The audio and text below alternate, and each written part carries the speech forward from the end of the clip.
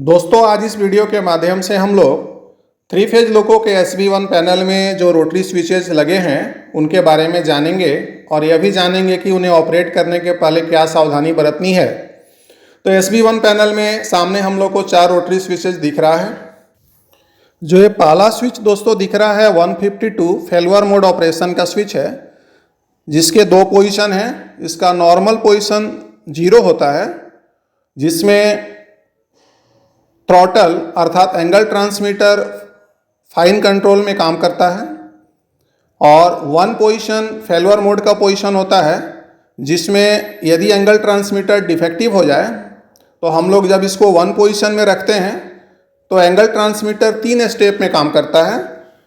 तो कभी भी रनिंग कंडीशन में आपको F1703P1 या F1803P1 का मैसेज मिले या एंगल ट्रांसमीटर डिफेक्टिव हो जाए, उस परिस्थिति में आप केवल VCV को ओपन करके ही इस स्विच को 0 से 1 पे ऑपरेट कर रख सकते हैं। इस परिस्थिति में एंगल ट्रांसमीटर आपका 3 स्टेप में काम करेगा, 33%, 67% और 100%। यदि 1 पे रखने से भी सफलता नहीं मिल रही है तो आप 2-3 बार ऑपरेट कर फिर से इसे 1 पोजीशन में रखिए, और इस प्रकार एंगल ट्रांसमीटर के डिफेक्टिव होने की पोजीशन में हम लोग 152 स्विच को 1 पर रखकर काम कर सकते हैं। गाड़ी चार्ज लेने के समय आप 0 पर होना इसे जरूर सुनिश्चित कीजिए। दूसरा स्विच है 154, जिसे बोगी कटआउट स्विच भी कहते हैं। इसका नॉर्मल पोजीशन नॉर्म है। इसके अलावा 3 पोजीशन और होते हैं, 1, इसके बाद 2 और 1+2। तो अभी देखिए, एक बोगी 1 को यदि आपको आइसोलेट करना हो तो इसे 1 पोजीशन में रख दीजिए।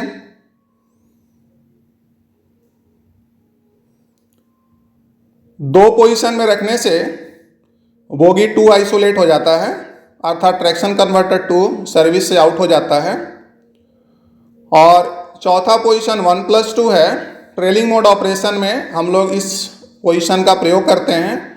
1+2 पे रखने से दोनों ट्रैक्शन कन्वर्टर अर्थात दोनों बोगी आइसोलेट हो जाते हैं।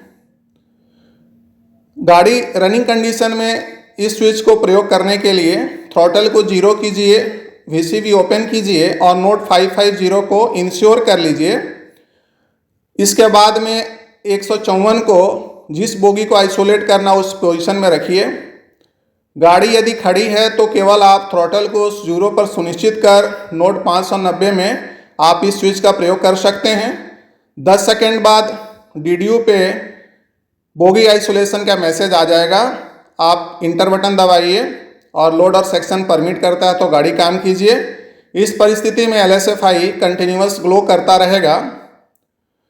इस स्विच का प्रयोग करने के समय ध्यान देना है कि यदि बोगी 1 को आइसोलेट करना है तो नॉर्म से डायरेक्ट बोगी 1 पोजीशन में इसे लेके आइए, और यदि बोगी 2 को आइसोलेट करना है तो नॉर्म से डायरेक्ट 2 पोजीशन में लाइए।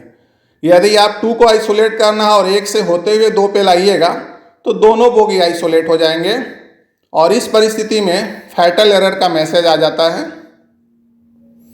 और मेन पावर भी ऑफ हो जाता है। आप इस DDU में देख सकते हैं, इसमें इसी तरह का स्विच को ऑपरेट किया गया।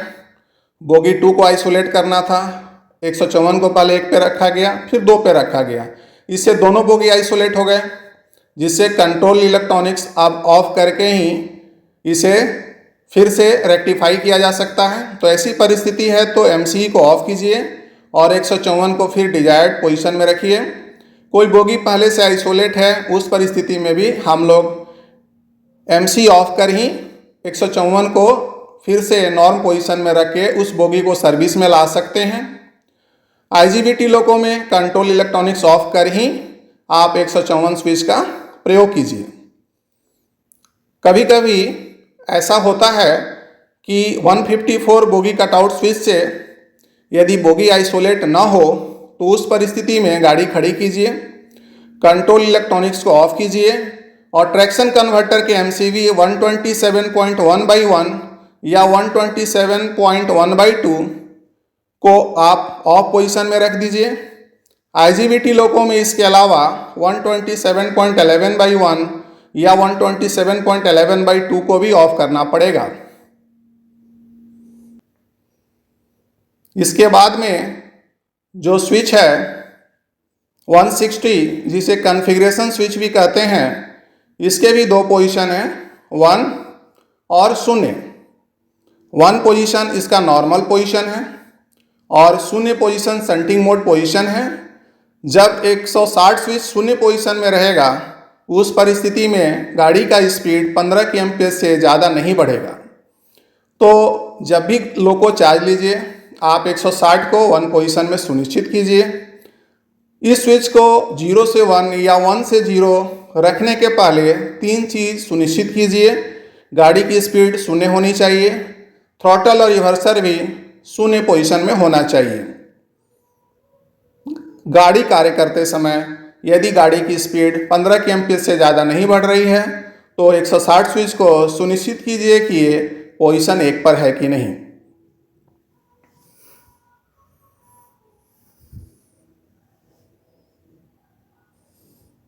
इसके बाद जो अगला स्विच है 237.1 विजिलेंस डिवाइस कटआउट स्विच के नाम से यह जाना जाता है। इस स्विच के दो पोजीशन हैं, 1 और 0। जब विजिलेंस सर्विस में रहता है तो यह 1 पोजीशन में रहता है, और जब विजिलेंस अर्थात VCD को आइसोलेट करना होता है तो हम लोग इसे 1 से 0 पोजीशन पर लाते हैं। जब लोको पायलट VCD को करेक्टली एक्नॉलेज करेगा फिर भी VCD पेनाल्टी ब्रेक लग रहा है, तो उस समय loco pilot control electronics of कर इसे 0 पोजीशन में रखेगा। यदि पहले से 0 पोजीशन में है तो इस स्विच को 1 पे रखने के लिए भी पहले कंट्रोल इलेक्ट्रॉनिक्स को ऑफ कर लेना चाहिए। इस स्विच को 0 पे रखने से TLC को जरूर सूचित कीजिए। धन्यवाद।